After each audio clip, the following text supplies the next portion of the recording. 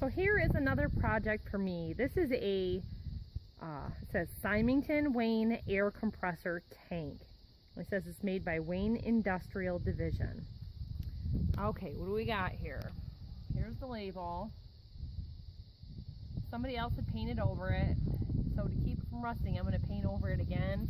I really hate getting layers of paint over these brass tags because it just makes it very, very hard to read later.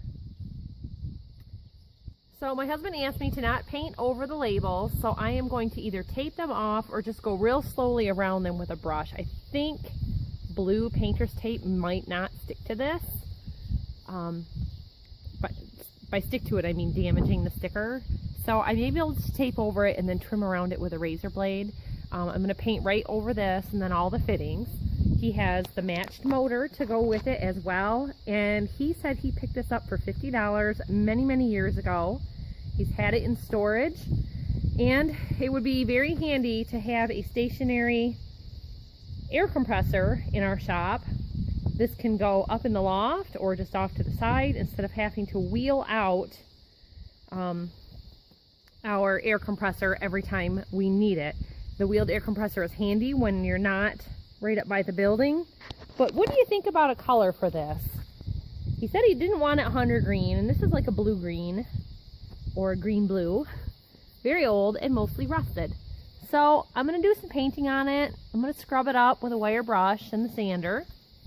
So I have got my rigid power sander, and I use this thing like crazy. I had to take shop class in 6th grade